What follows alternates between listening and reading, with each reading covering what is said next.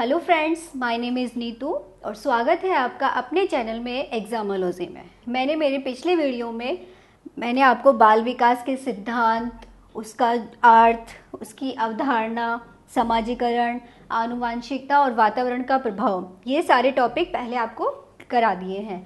अगर आपने ये सब नहीं देखे हैं तो इस आई बटन पर क्लिक कर या डिस्क्रिप्शन बॉक्स में जाकर आप वो वीडियो देख सकते हैं।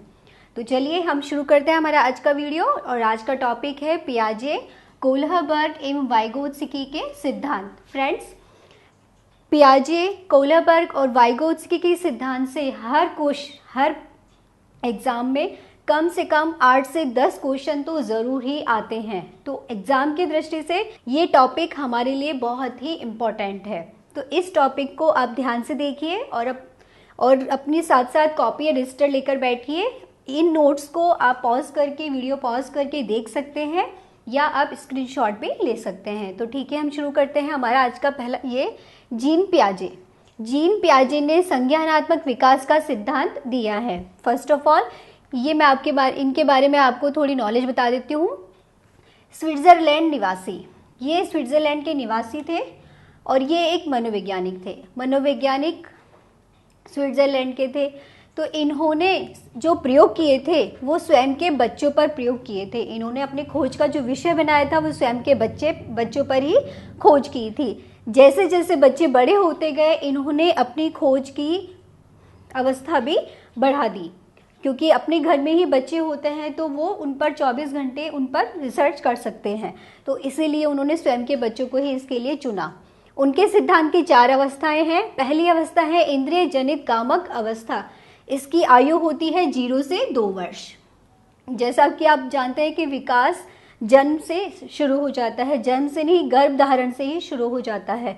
तो बालक जब पैदा होता है तब उसके विकास की कौन सी अवस्थाएं होती हैं, कौन सा सिद्धांत होता है, तो उसका सिद्धांत होता है इंद्रिय जनित कामक अवस्था। तो इसमें देखिए शब्द ही बता रहा है कि इंद्रिय जनित, इंद्रिय आँख, नाक, कान, जीभ और हमारी त्वचा, इनसे जो रिलेटेड सिद्धांत है वो इस अवस्था में ही कार्य करता है। बच्चा रोता है तो वह अपनी आँख, नाक, कान को ही काम में लेता है। अगर उसे कुछ चाहिए होगा तो भी वो रोकर ही अपनी सारी भावनाओं को व्यक्त करेगा, चाहे उसे भूख लगी हो, चाहे उसे चोट लगी हो या उसके पेट में दर्द हो। यह अवस्था अनुकरण, स्मृति और मानसिक निरूपण पर आधारित होती है। इस अवस्था में बच्चा हाथ, पैर, आँख, नाक, कान का ही प्रयोग कर पाता है। अनुकरण यानी जैसा उसके सामने किया जाएगा उसका अनुकरण वह करेगा। उसकी स्मृति बहुत छोटी होती है, वह ज़्यादा देर तक अपनी बातों को याद नहीं कर पाता है। मानसिक निरूपण से है वो अपने दिमाग का ज़्यादा इस्तेमाल नहीं कर पाता है। फिर आता है पूर्व संक्रियात्मक अवस्था, जो कि 2 से 7 वर्ष तक इसका कार्यकाल होता है। इस अवस्था में बालक अपने परिवेश की वस्तुओं को पहचानना और विभेद करना सीख जाता है। परिवेश से मतलब है अपने आसपास की चीज़ें, ज़्यादा दूर की नहीं, क्योंकि बालक अभी तक घर पे ही है तो उसके जो सामाजिक पहचान होती है, सामाजिक संपर्क होता है वो कम होता है। तो वो अपने आसपास की चीज़ों को ही पहचान पाता है और उनमें थोड़ा थोड़ा भेद करना शुरू हो जाता है। भाषा यानी शब्द का ज्ञान होता है, वह थोड़े थोड़े शब्दों को उच्चारण करने लग जाता है। नई सूचना संग्रहण यानी छोटी छोटी बातें उसको याद आने रहती है। वस्तु स्थायित्व का गुण इस अवस्था का सबसे महत्वपूर्ण है। ये गुण है वस्तु स्थायित्व का गुण, यानी अपनी वो शरीर की चीज़ों को स्थायित्व देना सीख जाता है। वस्तुओं को भी स्थायित्व यह समझने लग जाता है कि यह गुड़िया है और यह व्यक्ति है। यह होता है वस्तु स्थायित्व का गुण।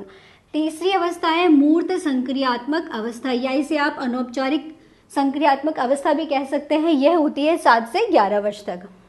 फ्रेंड्स, इस अवस्था में बालक विद्यालय जाना शुरू कर देता है। इसमें चिंतन क्षमता और भाषा का विकास भी हो जाता है। वह 2000 शब्दों तक का प्रयोग करना सीख जाता है। गणितीय संक्रिया, वह विद्यालय जाना शुरू हो जाता है तो छोटे जोड़, घटाना, गुणा, भाग, ये छोटे छोटे होते हैं। इस गणितीय संक्रियाएं उनको करना सीख जाता है। क्रमबद्ध कार्य की क्षमता उसमें आ जाती है कि कौन से कार्य को हम किस तरीके से करेंगे या कौन सा कार्य पहले करेंगे और या फिर बाद में करेंगे। अगला आता है औपचारिक, अमूर्त या अमूर्त संक्रियात्मक अवस्था। इसका कार्यकाल होता है 11 से 18 वर्ष तक। इस अवस्था के दौरान युवावस्था, जिसे आप किशोरावस्था भी कहते हैं, एडोलसेंस जो होती है वो शुरू हो जाती है। तो इस अवस्था में कल्पना शक्ति, चिंतन शक्ति और मनन शक्ति का विकास चरमोत्कर्ष होता है। इस अवस्था में इसे औपचारिक इसीलिए कहा गया है, अमूर्त भी इसलिए कहा गया है कि जो सामने नहीं होती है उन समस्याओं का भी वो समाधान करने लग जाता है, जबकि मूर्त संक्रियात्मक अवस्था में बालक जो समस्या बच्चे के सामने होती है उसका समाधान वो सिर्फ उसे ही कर पाता है। और जबकि अमूर्त में, जैसे कि यहाँ लिखा, जहाँ यहाँ आपके सामने है अमूर्त यानी बिना कोई वस्तु के समस्या जितनी गंभीर होगी उसका समाधान वो कल्पना शक्ति द्वारा निकाल ही लेते हैं। गणितीय तार्किक क्षमता और भी ज़्यादा विकसित हो जाती है, क्योंकि गणित में सूत्र, सिद्धांत ये सभी कार्य करते हैं, का विकास चरम पर होता है। फ्रेंड्स, जीन पियाजे ने समावेशन के बारे में भी कुछ कहा है। तो समावेशन का सिद्धांत है क्या? समावेशन होता है अपने पुराने ज्ञान के साथ, संशोधन के साथ नए ज्ञान को जोड़ना।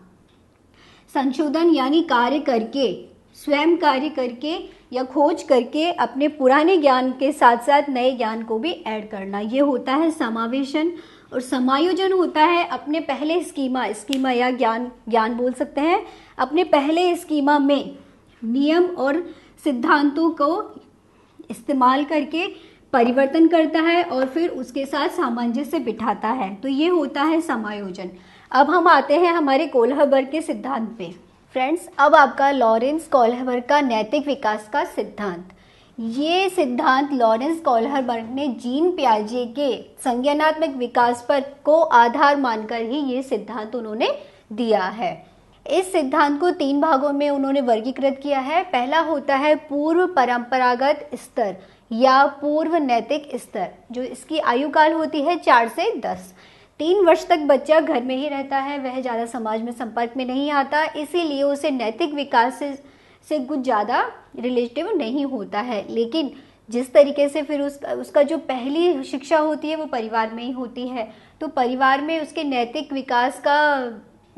विकास पर भी ध्यान दिया जाता है कि बालक को सामने कैसे जाना है। उसके बाद जब वो थोड़ा बाहर निकलता है तब उसका नैतिक विकास अच्छे ढंग से होता है, जो उसकी आयु है 4 से 10 वर्ष। वह नैतिक विकास अपनी आवश्यकता, वो सबसे पहले अपनी आवश्यकताओं को ही देखेगा। बालक इस अवस्था में अपनी आवश्यकताओं को ध्यान में रखता है। अगर उसे नैतिकता का पालन करना होता है तब उस पर दबाव दिया जाता है, या वो दंड या भय के फलस्वरूप ही वो नैतिकता का पालन करेगा।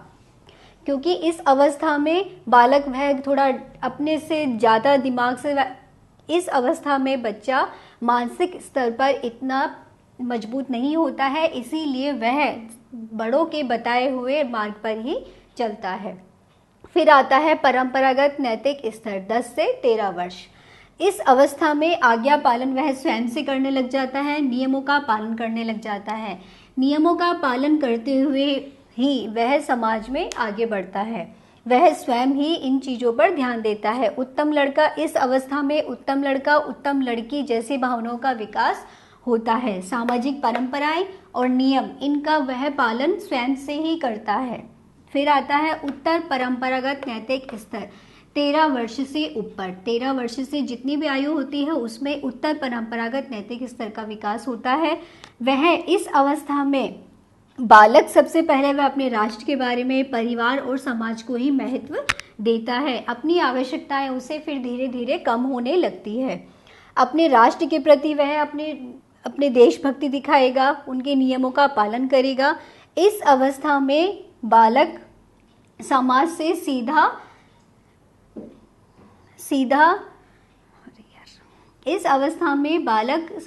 सीधा इंटरेक्ट होता है। वह समाज में वही करता है जो उसे परिवार में सिखाया जाता है। तो यह अवस्था नैतिक विकास के लिए अति महत्वपूर्ण है। अब आता है वाइगोत्स्की का सामाजिक विकास का सिद्धांत। वाइगोत्स्की ने सामाजिक विकास के सिद्धांत दिए हैं। इस सिद्धांत में समाज के साथ किस तरीके से आपको परस्पर अंतःक्रिया करना है, समाज में रहकर, समूह में रहकर कैसे कार्य करना है,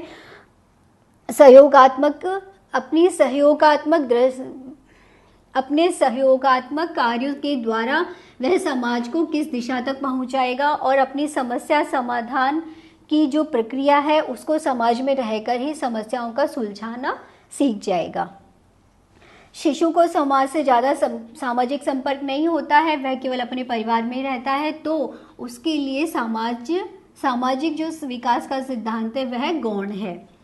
बाल्यावस्था में जब बालक आता है तब वह धीरे धीरे अपने मित्रों के साथ अपने विद्यालय जाता है, तो वहाँ उसका समाज के साथ इंटरेक्शन बढ़ता जाता है और उसकी जो विकास है वह अच्छा होता है। युवावस्था में अच्छी तरीके से, युवावस्था में, किशोरावस्था में समाज में ही रहता है, पीयर ग्रुप जिसे बोलते हैं वह युवावस्था में ही बनाता है, क्योंकि वह ज़्यादा से ज़्यादा अपनी उम्र के, अपनी आयु के, अपने विचारों के साथ, व्यक्तियों के साथ, बच्चों के साथ रहकर अपने विकास को आगे गति प्रदान करता है।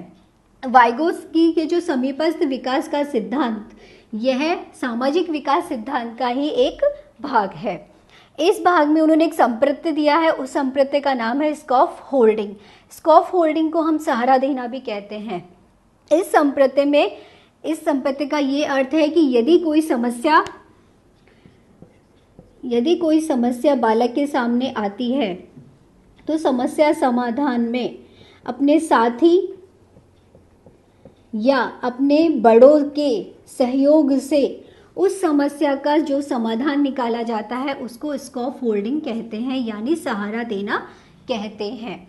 अगर बालक किसी दुविधा में फंस गया या किसी समस्या में फंस गया है तो वह अपने बड़े, अपने शिक्षक या फिर अपने परिवार के किसी सदस्य का सहारा ले या उनसे मार्गदर्शन ले, तो उसे स्कॉफ होल्डिंग संप्रत्यय कहा जाता है।